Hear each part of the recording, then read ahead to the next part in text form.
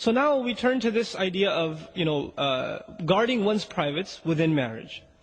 Before a young man gets married in our times nowadays, they've watched a few movies here and there before they made tawbah and they became religious. And they have this idea of what love is and what marriage is. And, brothers come up to me all the time, brother, man, I gotta get married, man. As though like in their head, once they get married, all their temptations are just gonna poof, disappear. And life is gonna be bliss and we're gonna read Quran together, And, it's gonna be just a spiritual experience, right? And there's this fantastic view of what marriage really is. Those of you that are married are probably not even laughing right now because they're like, what? Because, what is he talking about? Because you don't even remember feeling that way, right? So, yeah, it's many a times you do run into a brick wall because what is shown to us about marriage, our idea of marriage, especially the modern mind, whether Muslim or otherwise, the modern idea of love and companionship and a man and a woman together, the idea of it is basically the same as dating. Okay? And dating means you have all the fun and when things get difficult, you walk away. That's what dating is, right? So what we actually, when we think of marriage, men, brothers and sisters even, when they think of marriage, they're thinking of the aspects of marriage that are like dating. But there's a lot more to marriage than dating, right? There's the bills, and there's the chores, and then you have to learn to live with another person, which is very difficult. You do things your way, she does things her way.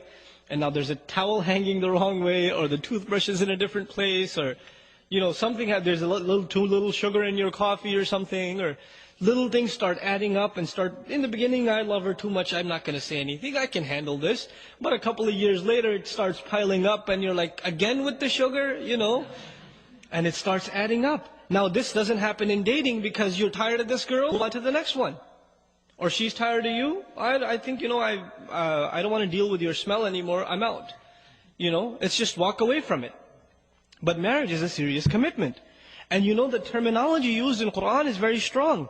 Al-muhsanat, al-muhsinin. The muhsin, the ihsan, in Arabic, it's the word used for putting someone inside a fort, like a military camp. The idea of that is there are enemies outside. Once you're inside this military facility, you're safe, right? So women are described as women, are females that have been put inside the camp of protection. And who's protecting them? The husband is. From everything, from sadness, from difficulty, from shamelessness, in terms of ignorance, he's protecting them, he's giving them an education, he's protecting them in every single way. And the one who wants to get married, Allah describes him, muhsinin ghayra musafihin. They are people they are men who have the intention of bringing women into this fort, into their protection, to start families, not just to get their desires out. غَيْرَ مُسَافِحِينَ. Musafih is someone who has hormones overtaking him. That's why he wants to get married. That's it. Right? So Allah changes our mindset about marriage. But if you marry for the right reasons, then you will have a healthy relationship with your wife. If you marry for the wrong reasons, and the wrong reasons are, I have hormonal problems, that's why I want to get married. And that's it. You know what? You're going to have a miserable marriage and you'll never be satisfied. And many of you learned this the hard way already. Because the intention was all messed up. The intention has to be to start a family, to please Allah subhanahu wa ta'ala, to increase the good in society. So now, the principle, the underlying principle in marriage, as it is in everything else in this deen of Allah subhanahu wa ta'ala, you worry about your obligations, and you forget about your rights. I know that sounds very harsh. But if you can do that, experiment it for 6 months.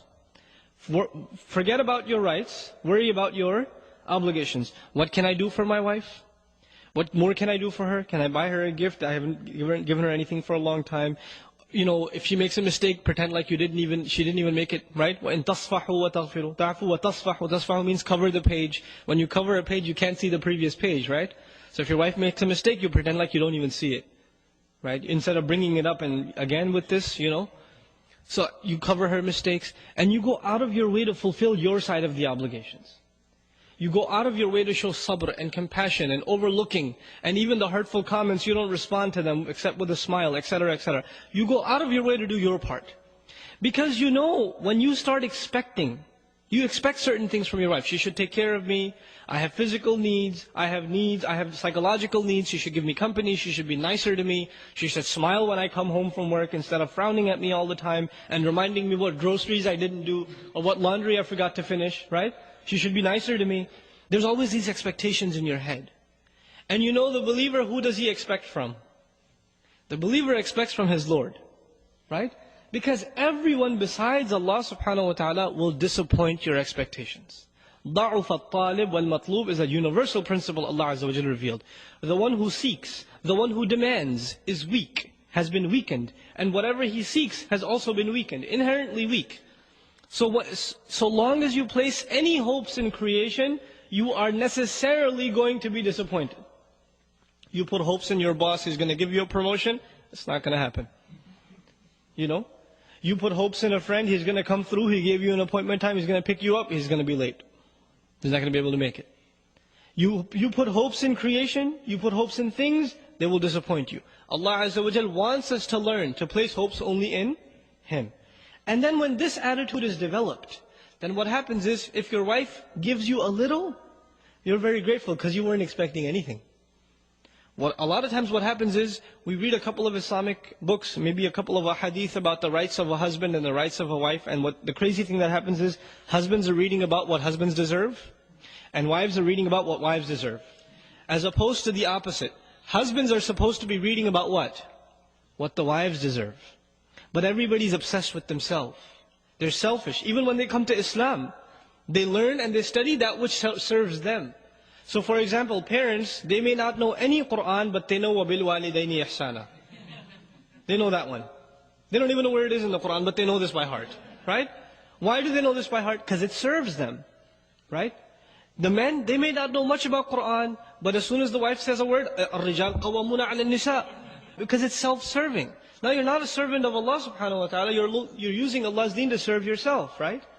So one has to understand, our deen first and foremost is a responsibility to fulfill our obligations. So we study and we learn how do we excel with our wives? How does the wife excel with the husband?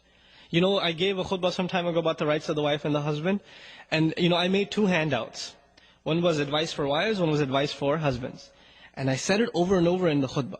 Don't read the rights of the husband. Husbands, don't read those. Just read the rights of the wife. I made a handout for you, don't read the wife's handout. Read your handout. 20 brothers come up to me after the khutbah. Brother, that handout for the wives, can you give me a copy?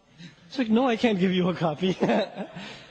Because you're going to go home and say, see this? Point number 4 right here?